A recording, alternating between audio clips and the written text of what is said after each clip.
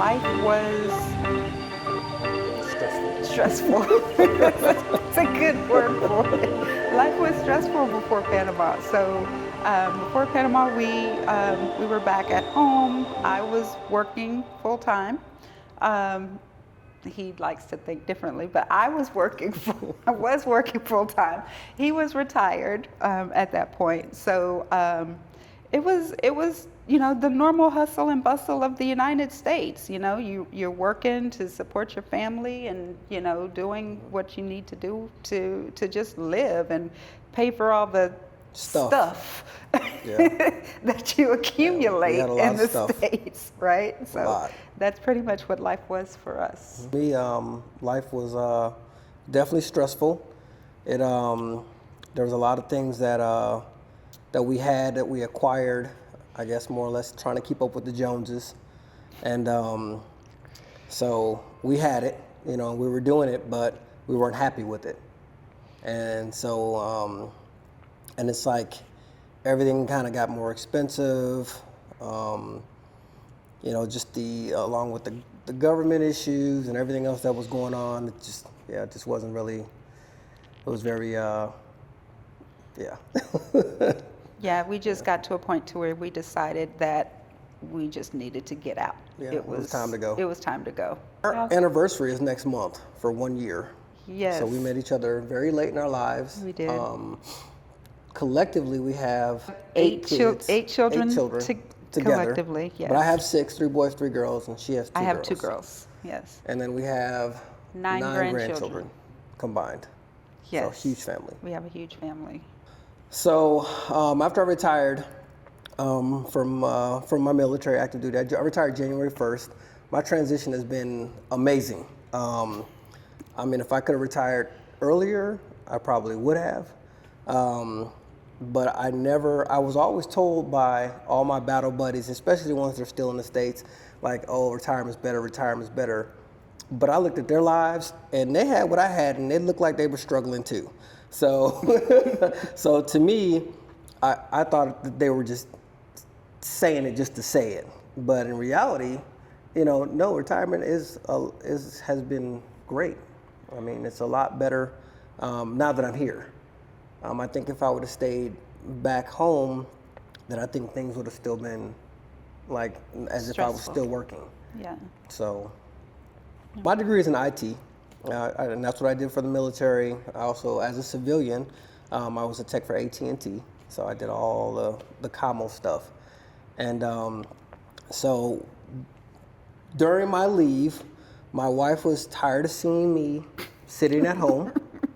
So she's like, get a job, right? I did. I got a job. I got a job for Verizon, installing their little Wi-Fi hotspots. And I literally worked there one day. He did. I worked there one day and I quit because I did like 3 installs and their little app didn't work. And I got paid per job. So not only did I go through tolls that I had to pay for, I'm using my own vehicle, but then they're telling me to reschedule the job that I completed. So that means I didn't get paid for the day. And so I'm like, you know what, I quit. So I quit. Mm-hmm. And she was upset, so she's like, you still need a job? I said, okay, I'm gonna get a job. Whatever job calls me first, I'm gonna get, and which was Amazon. I think that was him being spiteful. Like he was just like, I'm gonna show her, I'm just gonna take whatever comes my way. Oh my God. Okay. I got a job at Amazon delivering. And I even told my supervisor at the time, because I only worked there 2 weeks. I told the supervisor at the time that this was like slavery. Slave labor. It's slave labor. I remember him saying that. And I mean, so what happened with me, why it only lasted 2 weeks, was because I had this lady, I went to her house, she knew I was coming, put her packages on her door, and I was headed out, and she opened the door, and 2 big Great Danes ran out after me. And I can't run. So I did the best I can. I tried to hop her fence, because she had one of those metal gate fences, and I hopped the fence, and the whole fence collapsed on top of me. The fence broke. And And she like called her dogs back. They didn't attack me or anything, but I called dispatch and told them what happened, and they were like, "Is her fence okay?" And I'm like looking at my phone like, did she just ask was about the fence and whether or not the lady wants us to pay for her fence? Not my condition, not so I quit. Yeah.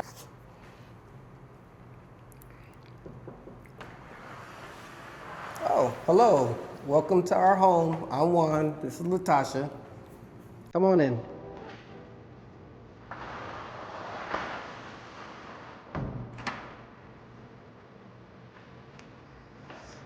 This is our home. Everything came fully furnished, so we didn't have to buy too much of anything. Kitchen area. You know, she has a little bar area down there. My bar. Okay. We have a full laundry room. I don't know, full 360, almost a 360 view, I guess. 180 view of the city and the ocean. There's a small bathroom. This is her small office area where she does her little work.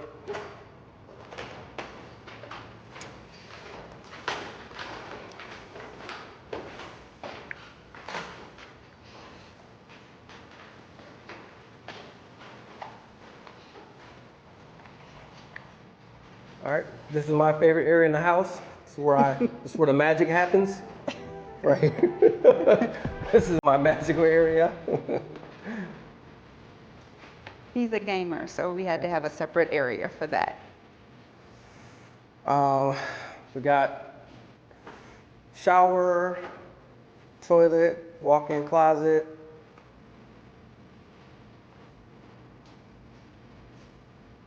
And then of course the master bedroom. And we definitely play games, so we got darts. Definitely play games. We got a lot of games.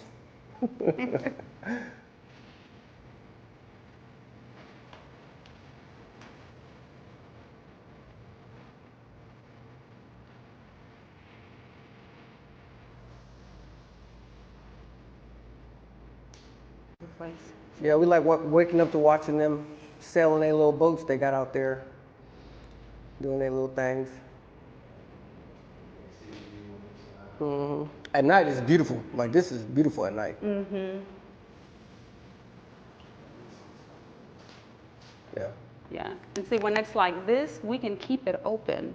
But when it's in the When the summer, sun when is it's beaming, hot, oh, we close we these. have to We close shut it. down. We have to Yeah, shut we it shut down. everything down. Yeah, yeah, because it gets really hot. Only thing we never ever shut down is this front view. This front. I would get hired by companies to go in and start up companies. So I would go in, create processes, procedures. I would hire teams to run the facilities, and then train those teams and then manage those teams from afar. So that's pretty much what I did. So I did a lot of traveling prior to I guess my new life. Yeah, that's pretty much what I did. I did that for about 25 years. Funny thing is, it's like when we first got here, Juan actually wanted to move into another place. He wanted the hotel style living.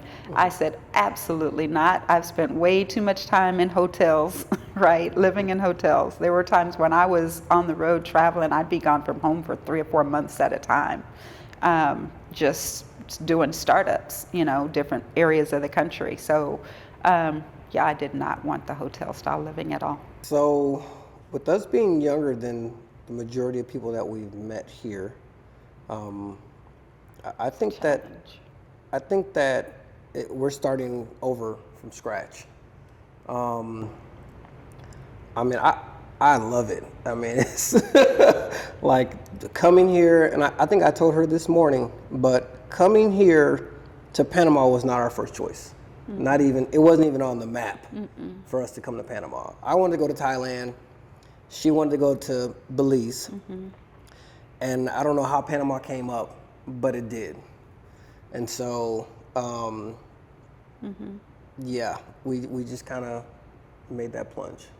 Oh, Okay, so this is a fun story. So, as Juan was saying, at some point, we decided, okay, Panama's it. After doing all of our internet and YouTube videos, and, we watched, that's all we would do in the evening is just watch YouTube videos. Or I'd be at work and he's sending me videos, of stuff that he's looking up. And so at some point, we decided, okay, Panama is going to be it.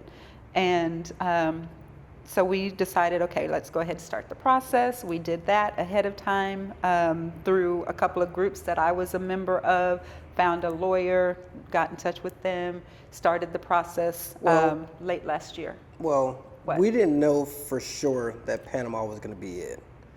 We came here on vacation. Right. So we assumed just in case we liked it, then this was going to be the place that we were going to go. But we wanted to make sure, because pretty much anywhere you go, you still have to go through a process. Right. But so we did actually start doing everything before we got here. And we Yeah. decided not to take the tour. Right. Because we're adventurers and we're pretty handy, so that's the way we went. But go ahead, I'm sorry. Yeah, no, you're good. So we got here on, I think our plane landed on February the 8th. The 8th. We decided that we were going to come to Panama because my birthday is February 15th, and it was Carnival also. So we were like, all right, well, let's go to Panama. We can go party, have a good time, explore, use that opportunity to kind of check it out. So we got here on February the 8th. We met with our lawyer on February the 9th. We had our temporary residency on February the 11th. And then we decided that we were going to stay. We weren't going home. We said, what are we going back for? Like, we're here. We love it. Of everything that we had seen in that period, we loved what we saw here. Why are we going back? So we decided, okay, well, let's go ahead and start looking for a place. Yep. So that's what we did. We started looking for a place. I had a rental car. Yep. And oh my gosh. Driving here is not the best. It's horrible. Driving here was horrible. The street signs are not the same here as what they are in the U.S. You might see a little arrow with a circle, and that means turn. That doesn't mean don't turn. That means you can turn there. But we started driving around and wanted to look at the buildings just to find out that security wouldn't let us in.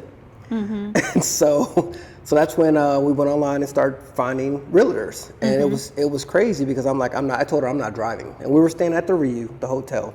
I'm like, well, I'm not driving, and so we would call a realtor. We tell the realtor the areas that we want because we already drove around certain areas. We told them specifically Punta Pacifica because to us this was the best area that we saw. None of the realtors brought us to Punta Pacifica, not one. Mm-hmm. But the realtors would literally pick us up at the Rio, take us out, drive us around for about 2 hours or so. Mm-hmm. And I had it set up to where once we got out of the car with that realtor, we were in the car with another realtor, and they were driving us around for 2 hours. And then we just finished the cycle for about 3 days. We did about for 3 days, yeah. And so finally, we actually found a place because we were going to stay at another the place she calls the hotel. We're going to stay at the JW. Yeah. And but what happened was I actually found a unit here in this building. In this building, yeah. Beautiful unit. And we put the money down, the deposit. We negotiated. Everything was good. We're like, all right, great. We found a perfect place. It looked just like this one, except the cabinets were red. It was so pretty. It was beautiful. And then they had an office up here. They had 2 closets. They renovated the place. It was beautiful. So we were going to move into that place, and what happened was the day before we were supposed to move in. The day before we were supposed to move in. The night before. At around midnight, because we already checked out the hotel, everything. And around midnight, the realtor company for the management told us that the owner's finances weren't correct, or his mortgage wasn't properly done. Yeah. So and we're supposed to be moving in the next day. The next day. We already checked out, like, hey, yeah, we're moving out. Yeah, we're leaving. Yeah. So she was flipping out, and I'm like, okay, so what are we gonna do? So we wound up going back downstairs, convinced the lady to give us a discount to extend us in our hotel a little longer. And she's like, well, how many days? We're like, we have no idea, but we're gonna get out of here. So we extended the hotel time, and we wound up meeting the guy to get our deposit money back. And he showed us a couple other units that we didn't like. They were really small, wasn't worth it. He's like, just 3 months. We'll do a 3-month lease until we find you what you want. And I'm like, no, no, no. So I came back to this building, and I'm online, and I met another lady, another realtor. And she's like, oh yeah, we have a unit available. I can show it to you now. I'm like, okay. So she showed us this unit, and there were people living here when they showed it to us. So we're like, okay. And they're like, okay, well, we'll be out in like 3 weeks to a month. So we're like, okay, we'll just extend at the hotel and live there for a month. Well, we negotiated. Honestly, in Panama, you can negotiate everything. So we negotiated the salary, the rate, because they wanted a lot more than what we paid. We negotiated. The people were nice. They let us walk through and everything. So we're like, okay. So we let the reunion know we're going to be there for an extended period of time until they move out. Well, what wound up happening was we got a phone call. The tenants that were here moved out early so that we can move in. And it was like a day. Yeah, so we literally extended at the reunion one day. They left. And they moved out for us to move in. And it was cool because they even left us a bottle of wine. Like, I was like, oh my gosh. It was like to me, everything was meant to happen. Yeah. It was like things were falling apart, but they were coming together at the same time, if that makes sense. Yeah, exactly. So, because he knows I was not happy. She wasn't. He was stuck on this building. Like he had to have a loft. We looked at other things, and we had even gotten approved at another unit somewhere else off of Avenida Balboa, and he really wanted this building. I was so furious with him.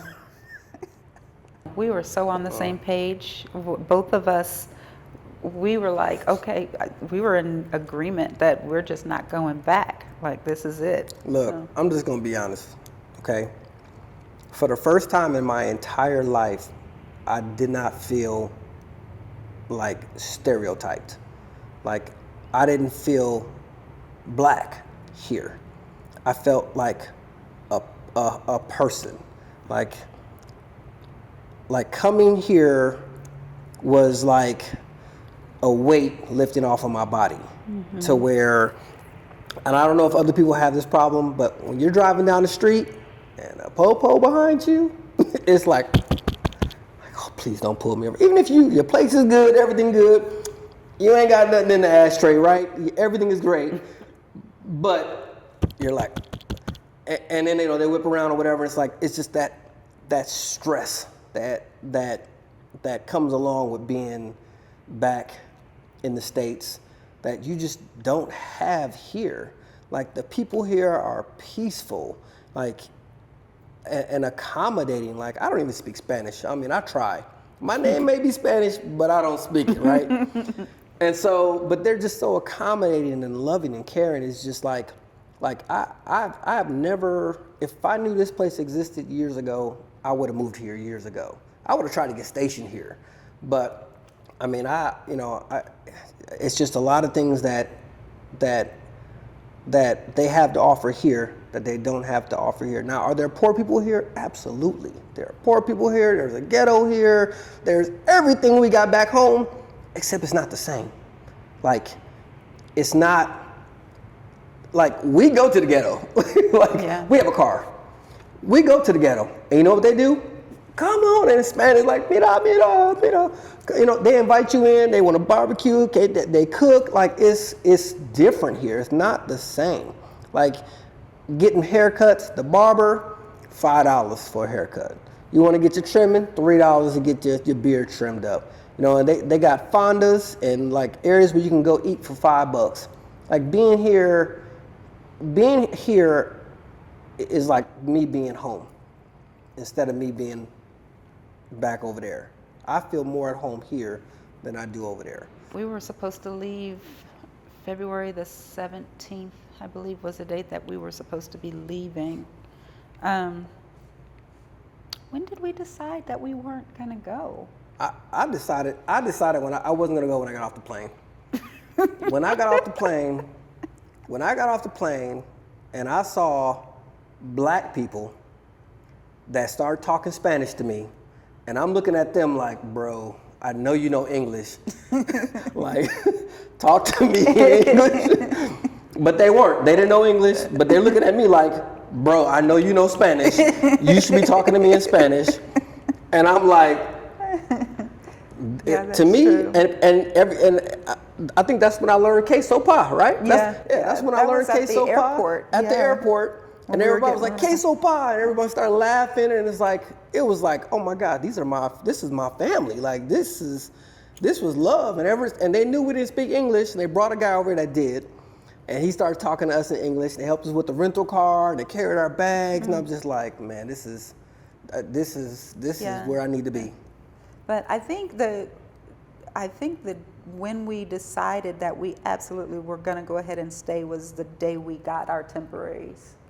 I think that was probably the day we were like, okay, well, I mean, now we can stay. We don't have to. We don't have to go home. We don't have to go home. So my daughter, before we left home, before we left for vacation, my daughter, she said to us, "Y'all aren't coming back. I just have a feeling y'all aren't coming back."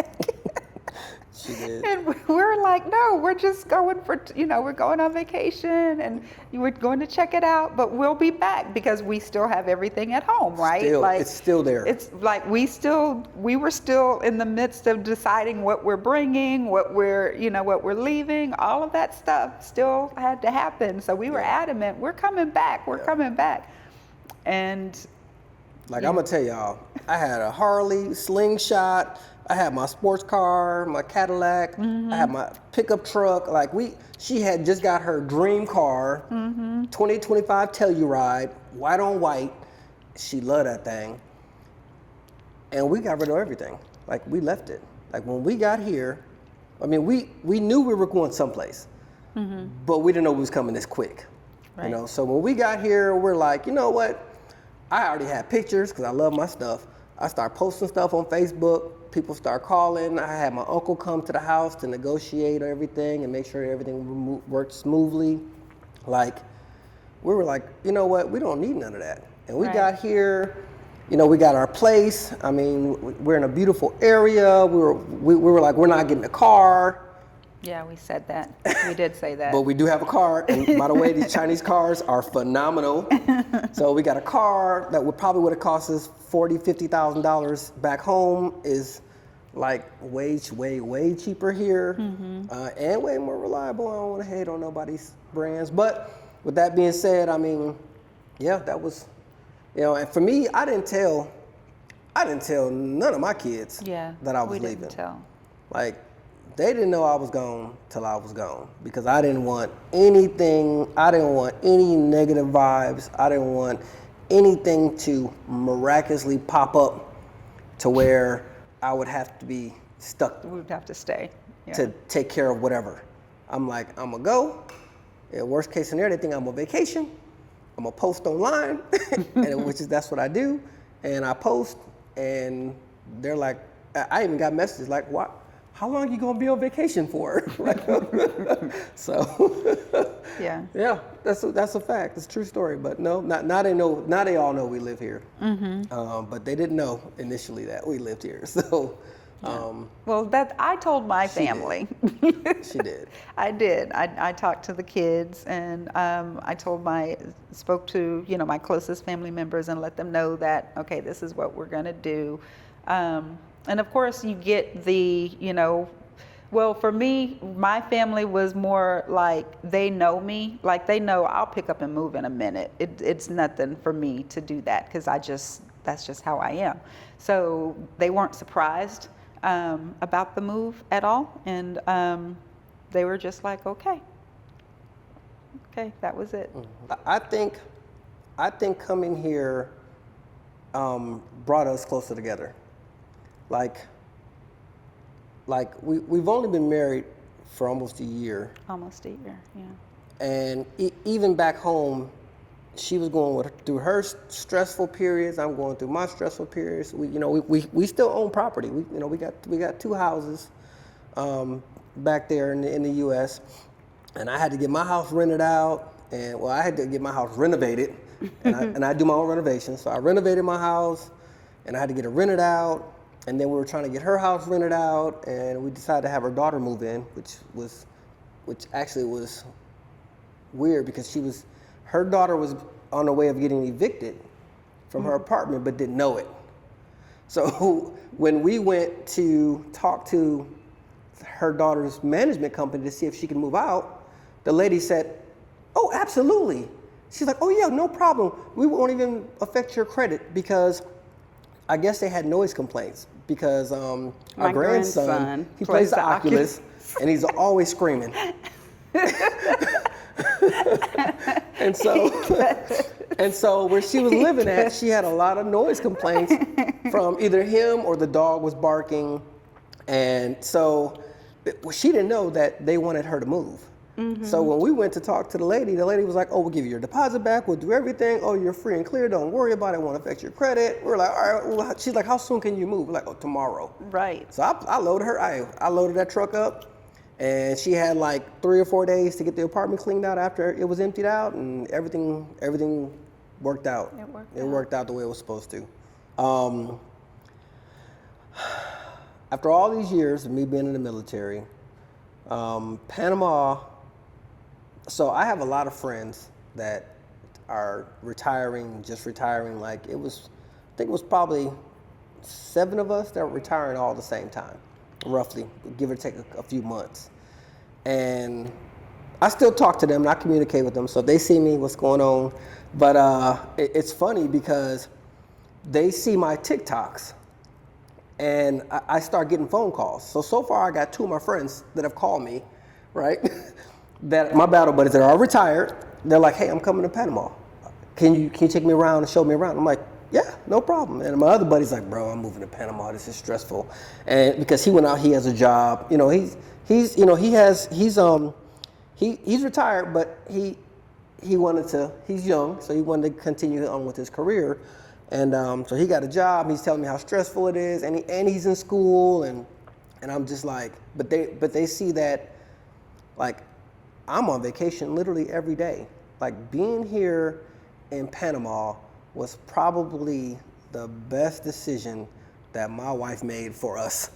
And I'm gonna say she made it for us because if it was on me, I don't think I would have took the plunge by myself, you know. But and especially because we took a huge pay cut, like from her, you know, deciding to not work anymore and my retirement. Like, we made so much money, but it didn't matter because it was still like we were living paycheck to paycheck back in the States. You know, food, gas, electric, everything was just kept going up. And, you know, on top of that, oil changes for all my vehicles, tires. Oh my gosh, how much some tires in that truck cost? Yeah, it's ridiculous. I think I spent like $5,000 for tires on my pickup truck, just for the tires, because I had the big swampers on there. I mean, and we're working, we have the money, but it was like we were paying to maintain a lifestyle. And here, it's like we have, like, I didn't think we could do it, but she's the financial wizard. She manages all the money. I'm not going to act like I am, because it's not. I don't. She manages all the money, and so she's like, "We can do it." And I'm just looking at her, like. He did. He told me. He said, because I kept saying, "Okay, we can do this," and he was like, "No, we have all this, and I told him, or he told me. He said, "If you can figure out how to get it done, we can do it." That's all he had to say to me. I'm like, okay, I got this. So I sat down and figured it out and put everything together and kept doing my research to see like how much bills cost over here and everything that we would need. And I figured it out and compared that to what we would be making with his retirement and everything else. And I was like, boom, it's done, baby. Look, here's the plan. We got it. She did. And I'm gonna tell you. And we have a cushion. So. Yeah, and we have a cushion, and like, so like even this place where we live in here, like this place alone would, back home in any major city, would cost probably between $5,000 and $10,000 a month, and we're not paying that here. So with that being said, I mean, like, we have a housekeeper, we have a chef, like you don't have all the worries, and you're not, every day it's like you call up your battle buddies or your friends in the neighborhood, and you're like, hey, what y'all doing today? And we all get together and we get around, and I'm gonna be honest with you, she and I have a lot of Panamanian friends now. And we get to go hang out with them, we learn their culture. Like, don't come to Panama and not learn, not be around Panamanians. Right. Now there are like expat communities and areas where you can go to where there's nothing but Americans.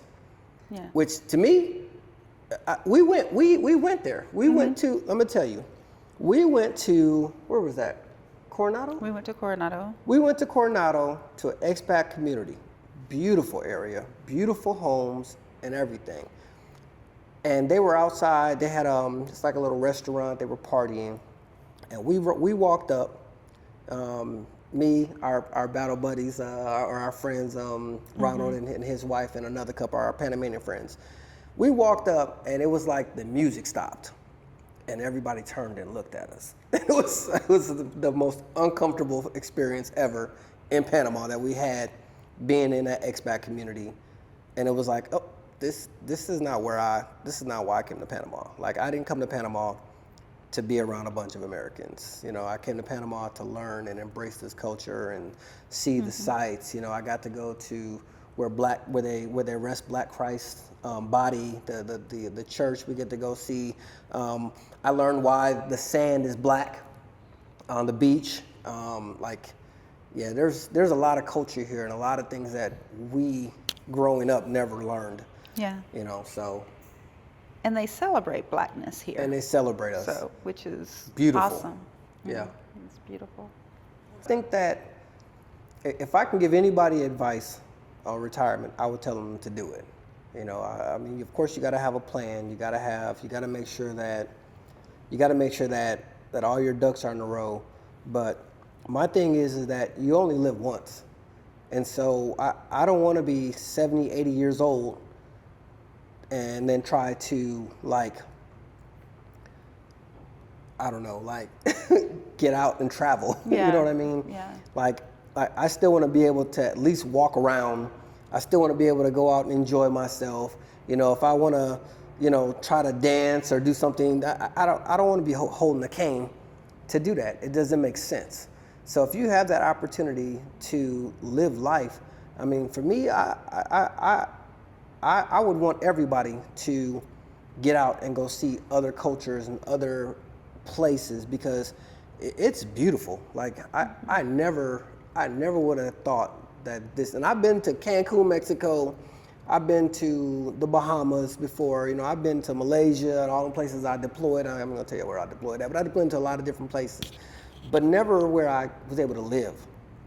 And so now me living here, I'm like, oh my gosh, this was amazing. That's all I can say is amazing. So. Yeah. So I have learned that name brands don't matter over here. So for a fact. So I have learned that. So I've learned to just be more comfortable, right, and just more. I don't have to have all the stuff that I had back in the States. So I have Jordans here. And them things are sitting up in the closet because my $5 shoes that I have on work great. Right. And are actually more comfortable. Right. It's weird, but the clothes here it should be name brand clothes. They're very durable. Even my shirt is super thick. It's stylish. It's probably would have cost me $60, $70 back home. And here it cost me $10. So I have on probably $25 outfit right here in Panama that probably would have cost me well over $100 back home. So for me, all of those boxes and stuff that we have still at home in the garage, we don't even need none of that stuff. I actually called my son just recently, and I'm like, son, you can have everything. Just go through the garage and whatever you want, you can have, because everything that I need is here in Panama. I don't have to collect junk. Right. And if he wants to sell stuff that I have, I told him to just sell it, because I have no need for it, so. So our typical day is we're usually up by 6:30 in the morning. So we get up, we have our tea every morning, and then we hit the gym. So we're in the gym every morning. We do about an hour and a half in the gym, and then we'll go play paddleball for our cardio. So we'll go to a paddleball court and we'll play. And then we'll usually come home. We have breakfast at around noon every day. And then after that, we decide what we're going to do for the day. Yep. Yeah. But that's what our morning looks like for us. So yeah, we decide what we're going to do for the day. We get out and whatever's there's so going many on. malls here. Yeah. Like we go to, I just found a new mall yesterday. We go, and not that I'm going to shop. I just go to walk around and see different areas. So, what was that mall called? Alta. Oh, I don't know. I Mall. had my spa day yesterday. Yeah, she had a spa day. So, but I went to Alta Mall, which is it almost looked like the Multiplaza, kind of a bougie looking mall. I'm like, where did this mall come from? But it was nice. But yeah, that's pretty much what we do. We just, every day is different. Every day is, some days we go to the beach, and some days, we'll call our friend. Matter of fact, we just like a couple weeks ago, we did the Tobago Island tour. Yeah. So we still do tourist stuff. Yeah. But we're just not tourists. And so. Yeah, we're always finding something to do. There's always something to do Always here. something to do. Every day, it's something to do. Like we literally have to say we need to stay in the house. Yeah. Because there's always something to do. Yeah. Yeah. What surprises most is definitely the people. The people. I never been around a larger group of people that all think the same.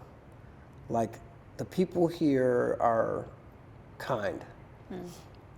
Like Very kind. the only aggression that I seen in Panama is when they drive. Like when Panamanians drive, I'm telling you right now, because I drive with them, if I ever go back to the States, I told her I can't drive. She's gonna have to drive, because I drive like a Panamanian now.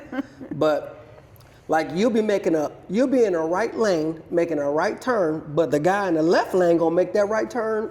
Why are you making a right turn? Like the way they drive, and I've seen a couple fender benders here and a couple of accidents here, and it's crazy because sometimes they don't even get out the car. Or a couple taxi drivers hit each other pretty bad. They got out the car, they said a couple words in Spanish, and they got back in the car, got their little pens, exchanged information, and then they just moved on. Like it wasn't nothing to get shot over. It wasn't nothing to start fist fighting over. It was like, oh well, accidents happen, and they just move on. Like, places like this don't exist in the States, like at all. That is very true. If I can move everybody I know from home that needs to move to Panama. I don't mean everybody. Some of y'all need to stay over there. But if I can move everybody that I know to Panama, I would, because you have to come here and experience this place. Like, it makes me wonder: are there other places similar to Panama that are just as kind and just as nice? And so that's why she and I, we're going to Belize next month, and we're going to check out Belize too, and then we're going to hit up Thailand next after that. But we're going to do basically a lot of traveling and seeing the world, because like unless you get out here and experience it, and not just go to the tourist area. You know what I mean? Right. Like if you go to a tourist spot and just hang out in a tourist spot, okay, you're just a tourist. But coming here, like there are restaurants here that are just for tourists. But you can go to the same restaurant up the street and pay $10, $20, $30 less with the same food, and it's not a tourist area, So I don't know. Like I said, I love it here, so I'm not going nowhere. I ain't got to cut no grass. My biggest adjustment, I don't have no yard work. I ain't got nobody coming by. knocking on my door, trying to sell me nothing. Yeah. Oh my gosh. Oh, I don't get harassed by the police. Oh, we don't pull over for the police here. If it's an ambulance behind you, the ambulance literally goes around you, but you just keep driving. Like this is, I don't know. This is, I mean, this place is built different here. So I don't know what. Yeah, I don't know. It hasn't been any difficult adjustments No, here. I mean, No. we still don't know Spanish. We're Yeah. taking a Spanish class. We did hire a Spanish instructor. It's only like $15 an hour for her to teach her and I. She come to the house, but we sucked at it, and so we're still in the process of trying to like learn the language. And me, I realized being here, I have to embrace it more. Mm-hmm. So one of her former supervisors just told her something to do, which she of course brought it to me, and he said every word we learn in Spanish, stop using it in English. So if you know hola, right, don't say hello anymore, just use hola. Or if you know the word stop, then don't say stop, say alto. And so every word that you learn in Spanish, just start implementing that into your vocabulary, while you're speaking. And so that's what that's the way I'm gonna approach it. That when we moved here, we were driving along and we were videoing with my mother-in-law and showing her the city, and she said, "Oh, there's buildings there." There's buildings. They're like, yeah, it's a city. Yeah, it's a city, just like, Yeah. any other city. Yeah. Like, we're not living in huts No. over here. No. So it's not what we are fed in the US as far as, what a third world country is, because we are fed that, hey, everybody's living in poverty and there's dirt roads and, there aren't any buildings, and, that's what people believe over there, right? And so when you get here and you see how beautiful it is here, and that it's not a third world country per se, right? Because, of course there's need for some infrastructure improvements, but we have that in the States, right? I can say a bunch of cities that need some infrastructure improvements. Exactly. Like, so that's a fact. This, I mean, look, this is there's nothing third world about this. My favorite part of living here is the food. 100% the food. I have not been to one restaurant where the food has not been delicious. What I wish somebody would have told me before I came here is, I wish someone would have told me to come here sooner. Like, I wish I would have known about this place years ago, because I would have moved here, probably opened up a business and started, I would have done an entire career change just to get over here, because of how I know how it is now. Like, if I knew this years ago, and it would have been a place for me to come to. Like, I met a guy just the other day who's been here for, I think he told me 11 years.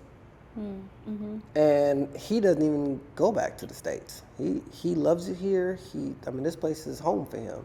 And I'm like, man, I wish that's gonna be me 10 years from now when someone's asking me the same question. Like, no, I don't need, because there's nothing. Everything's here. Like, I'm like, even McDonald's. So I'm gonna tell you, McDonald's, where I don't go to back in the States, I don't go to McDonald's back in the States. But here, McDonald's here is smacking. It is. The food is on point. Like, they got a chicken Big Mac. Mm-hmm. Oh my gosh. Yeah. And it's real chicken. They call it pollo, right? But it's real chicken, and it's like everything is fresh. You can't go to a restaurant here and not have fresh food. And then don't come here impatient. Like they cook when you order it, that's when they cook it. Them fries don't get dropped until you pay for your meal. Once you pay, they drop the fries. Ain't no, okay, I'm gonna grab these fries off the shelf. Now you got these little half-warm, hard, crusty fries, and no, they use real food, real meat. It's not all the preservatives and all the artificial things that they put into it. Mm-hmm. Like she and I'm gonna tell you, how much weight you lose? Like 20? 22 pounds so She's far. lost 22 pounds since we've been here, since February. I've lost 10 pounds. But not because we work out. It's definitely 100% because of the food. Because we were working out back home. Like I was going on like 5-mile walks, just walk, because I can't run, my knees are shot. But I was going on walks, and I wasn't losing any weight. I felt like I was getting fatter. Yeah. So, but like the food here is great. We're way healthier here. Like this place is amazing. I mean, I wish there were other words for me to describe like how Panama is, but I can't describe it. You'd have to experience it for yourself. So back home, or I don't even want to say back home. Back over there, right? Back in Texas, we didn't really spend a lot of quality time together. You know, she was working, I was trying to work on something. I mean, but when she got off work, it was like, all right, she's tired.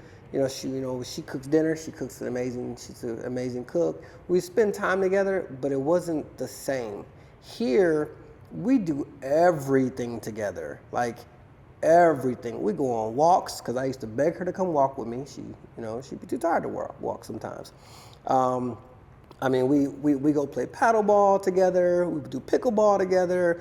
I mean, we go literally everywhere we go. We're together, And it's funny because like yesterday, she went to she did her little girl thing at the massage parlor, the spa, and I went to the mall. But I'm sitting there taking pictures for her, like, ooh, baby, I'm gonna take this picture. You got to see this mall. And I'm sending her a message, babe, you gotta look at this mall. We're gonna come back to this mall. Because it's like, I did it without her. We did something separate, but we're so used to being together now. It's like, when we're not together, it's kind of weird. So, but this is my best friend. I love her, y'all. I'm just let y'all know. Like, this experience for us, like, we did everything wrong in the beginning. We got married quick. I retired out the military. I had to rent my house out. She had to get her house rented out, where of course her daughter moved in there. She had to retire from her job. Like, we literally did everything that everyone tells you not to do, right? While we were back, all these stressful situations, lifestyle changes, everything back to back to back. And no way did I think that us coming here was gonna help bring us together. In my mind, I'm thinking, we're gonna go vacation, we're gonna go back home, sit on it for a couple of months, see how things go, as we build our relationship there. But no, we came over here and like everything fell into play. Like it was meant to happen. So communication is everything. So we just sit down and talk about it. We weigh out the pros and the cons and decide, okay, is this the direction that we want to go in, and go from there. And you gotta have those tough conversations. Oh yeah. Like we have some pretty tough conversations too when it comes down to making decisions. But I mean, that's just something that every relationship is gonna have, and you have to be able to like understand each other. Like it's not about me, it's not about her, it's about us. And so I wanted to buy a car. She didn't want to buy a car. Tough decision, right? It's like, okay, we got this money in the bank saved up. Do we buy a car or do we keep Ubering? That was a tough decision. Yeah. And so she's like, okay, well, we can get the car, but we can only get this type of car. And I'm like, but I want this. Yeah. I want the big fancy car. I want what we had at home. And she's like, we don't need that, blah, blah, blah. It was a tough decision, right? Yeah, it was tough. It was super tough. But But we have to do. You got to do what's best for you in your lifestyle. And the biggest thing about here, and I know I talk a lot. I'm sorry, but the biggest thing about here is make a budget and live in your budget.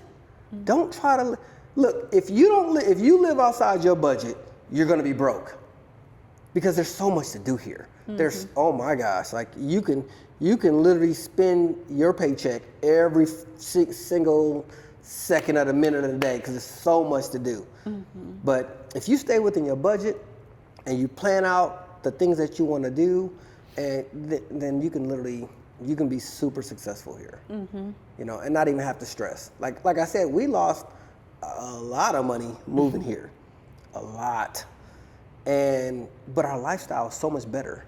Yeah. Like us being here, like I ain't never had a housekeeper back in this. You know who my housekeeper was? This guy. Me. I like to clean, like the yard. That was me. I did the cleaning, the yard work. She'll come home. I don't do dishes. She does the dishes, and I don't cook. She cooks. But I did do dishes, didn't I? Yeah, because I fixed the dishwasher. But with that being said, like the lifestyles, everything is just like it's different. It's better. It's way better. So. Mm-hmm. My bad. Did I take your question? Yeah, you did, but that's okay. That's what you do. So he does. That's what he does. That's okay. My favorite adventure together in Panama was when we went to Bayano. And so we decided with the same couple, we do outings together, and each outing a different person gets to choose where we're gonna go. Oh. So I decided that we were gonna go to Bayano, and we were gonna do this cave tour, which was, fun, right? A cave tour. So we're going through this cave tour, and of course, there's a little stream as you're walking through, so we knew we were going to get wet, and so we're walking through and with the guide, and the water gets higher, and we're walking through, and then the guide goes, "Now is where we swim." Yeah, those were his in English. Now, he didn't speak English. But he said that in English. He said, "Now is where we swim." So we literally, with bags and all, backpacks, lunch, everything, our hard hat, because we're in a cave. We have to swim through this cave. Can't touch the bottom at all, right? Nope. So Juan, he was carrying the food, right, in the bag. And so he's trying to carry the food, carry the stick, he had his hat on. So my poor baby, he was like just all discombobulated back there and trying to swim at the same time. So I see he's struggling back there. So I go back to try and help him, because I'm not going to let him drown. And so I'm back there trying to help him and kind of help him get through. And then we get back past the part where we're swimming, and we're back to walking. And then the tour guide tells everybody to stop.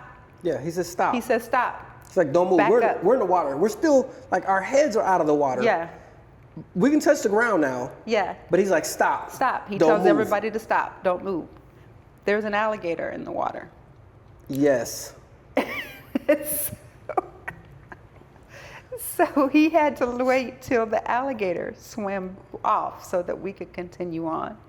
Yeah. So Juan has pictures of the alligator and all of that, and so that was exciting. Yeah. We made it through. Like after we got through the cave, it was a beautiful natural pool that we got to swim in. It was really beautiful. So we went to the middle of the mountain. Yeah, we went to the middle of the mountain, and we got to swim in the natural pool. Yeah. It was beautiful. But then we realized after we got done swimming that we had to go back the same way we came, which means we had to go back through Alligator Alley. Oh my gosh. Yeah. So that was probably my favorite adventure that we've had so far. So that was a good one. Yeah. The one thing that I say about my husband all the time is he has a huge heart. So I love that about him. Like he wants to help everybody. He wants everybody to be happy. Like if there's anything, he will give you the shirt off of his back. That's the type of person he is, and I love that about him. So. Oh, thanks, babe. Oh my God. So the one thing I love the most about my wife is that how much she cares. I think that, well, I love her eyes too. Her eyes are pretty sexy. But I definitely love the fact that I know she loves me. You know, and for a lot of men, I think that's the hardest part to see in relationships. You know, I mean, because you have some bad experiences, you know, while a person's with you. But she puts up with me. She did. Oh my gosh, I am a difficult person. I mean, I spent all these years in the military, and it's still in me. And sometimes it comes out, and she has to will me back in. Like, baby, you're not a drill sergeant anymore. Slow down, calm down. And I'm just like, ooh, I'm so sorry. And I just give her a hug because I feel bad. Like, ooh, sometimes you say stuff without even thinking. It just comes out. But she puts up with me, and I know she loves me and cares about me, and I love her for that. Community is very important here. It's very important to get involved in the different WhatsApp groups, because there's so many of them that you can pick and choose the ones you feel comfortable with. Mm-hmm. You know, so like for us, we had a group where it wasn't, the age was for me, the age was an issue. Just being around where, you know, we're in our 50s, and everybody else is in 70s and 80s and probably older than that.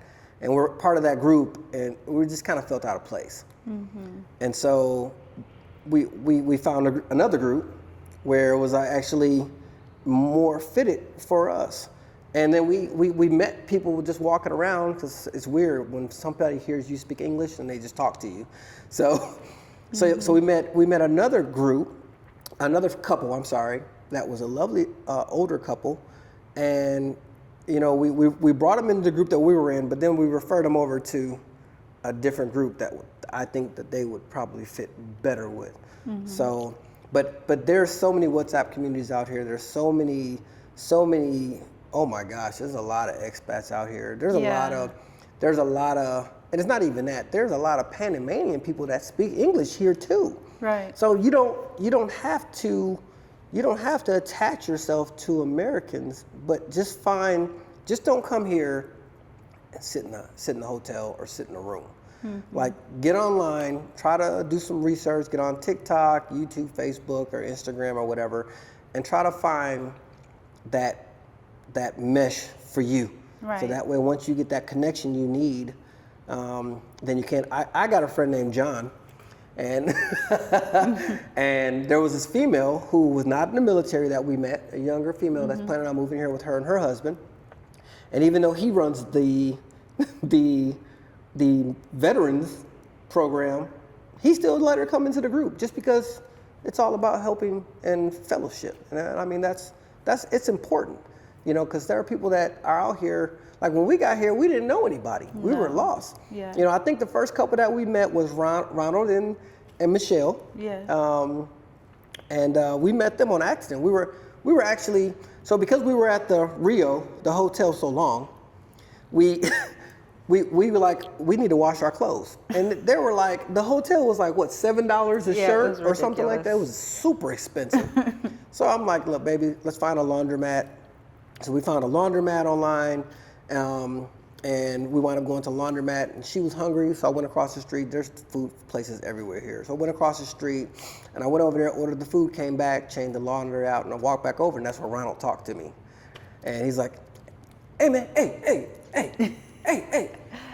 And I'm like, and he's like, do you speak English? And I'm like, yeah. And he's like, baby, I told you he spoke English, I told you.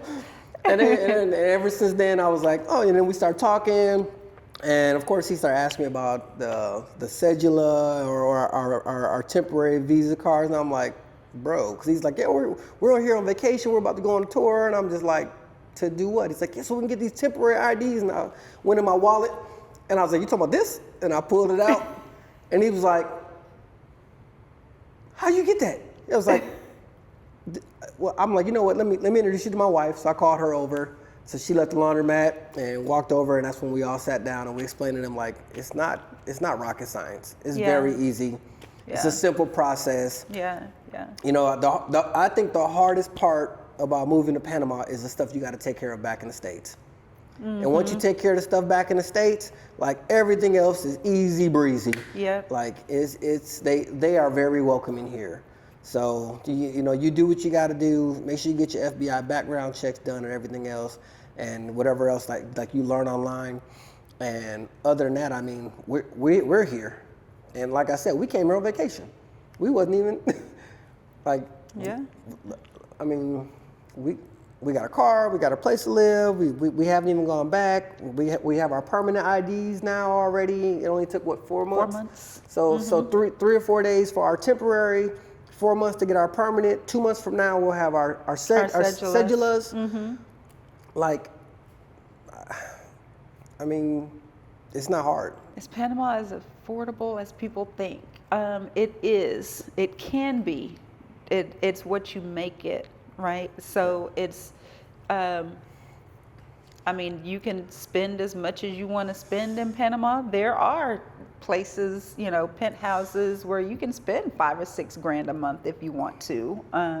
But if that's not your budget, there's more affordable accommodations here as well. So, and you get beautiful views here. You know, you can have an extremely beautiful view, really nice place, and spend less than what you are going to spend in the States. Yeah. So for me, my advice is to always remember when you come to Panama, everything is negotiable. Everything. So with that being said, as far as affordability, like if you tell your realtor what your budget is, they're not gonna negotiate. They're going to find that place. If you say my budget is $1,000, they're gonna find you $1,000 units. If you say my budget is $500, they're gonna find you a $500 unit. No, go out. If you want to spend $1,000 and your budget's $1,000, go look at a place that's $1,500, and then negotiate to where you can get down to that place. That way you can have your ocean views and the stuff that you want. If you don't want that, then also you don't have to live in the city. Like honestly, you can get an ocean view out in the on the beach. On the beach for under $1,000. Like it all depends on your lifestyle and what you're looking for. Yeah. You know, for me, I'm a city boy. I like the city. I like being able to do stuff. I think I can only look at the ocean for so long before I get bored. So living on the beach for me didn't work. She likes the beach. But we chose here. The hospitals are accessible. It's always something to do here in the city.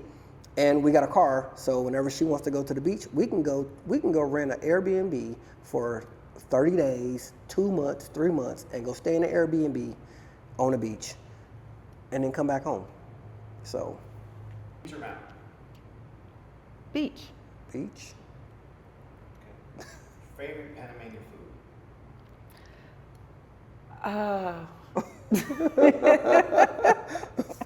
Oh my gosh. That's a hard one because there's so many. Favorite? Yeah, I don't have a favorite. All of them. All the above. All of them. Yeah. Favorite area of Panama? Cologne. Okay. For me. That's a good one. Yeah. I would agree. Okay. Coffee or cocktails? Coffee. Cocktails. Coffee. She's a cocktail. I don't even drink. He doesn't drink. Well, yeah. Biggest culture shock? Biggest culture shock? Oh God, I don't know.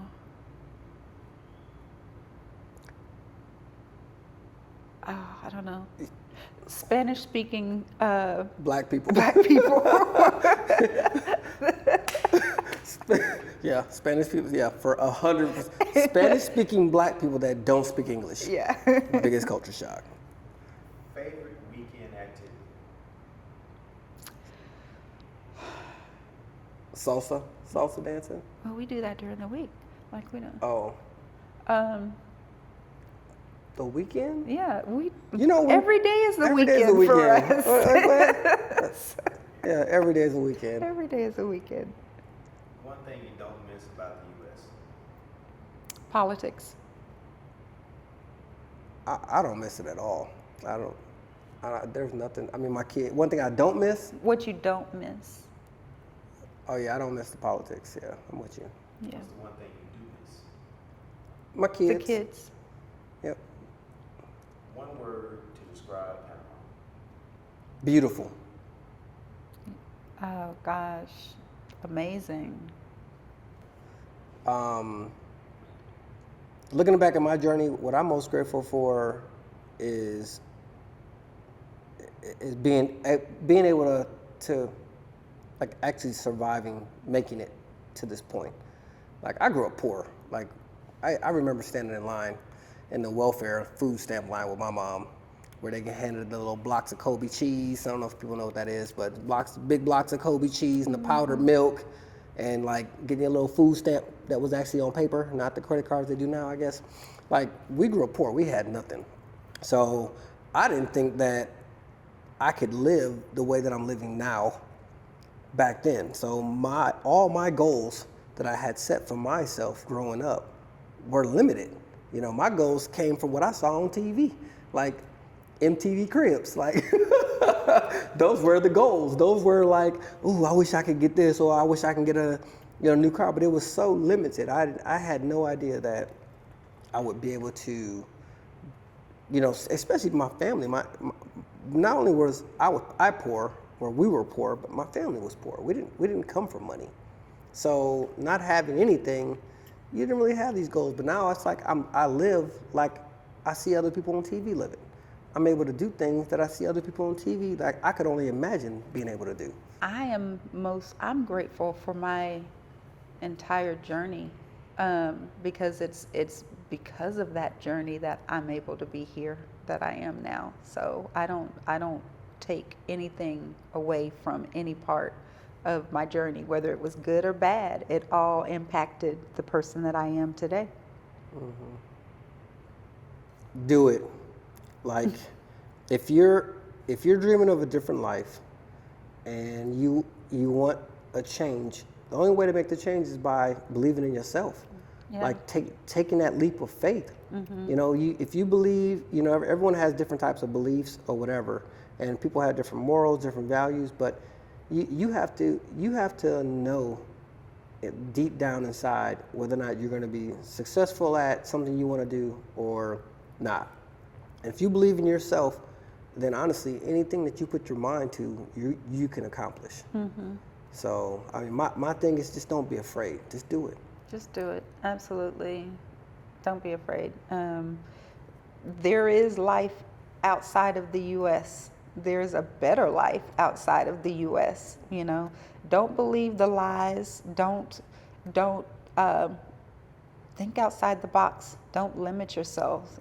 Just if it's something that you want, just go for it. If you want to go to Africa, go to Africa. Right. If you want to go to Jamaica, go to Jamaica. Like, don't just be a tourist. Go see how they live. Like, right. don't watch TV and expect. Like, I remember back in the days, they had the little African kids with the flies that was always flying around, and I used to be like, I'm not going there. Right. I don't want to be, I don't want to be subject to that. But now that we know, Africa's not even like that. Now, I mean, we got places in Chicago that are just that got little kids with flies flying on it, with no front doors and stuff. So, my thing is just, you have to, if you have to believe in what you're doing. Plan it properly, mm-hmm. and make it happen. Mm-hmm. And if you believe it, you can achieve it.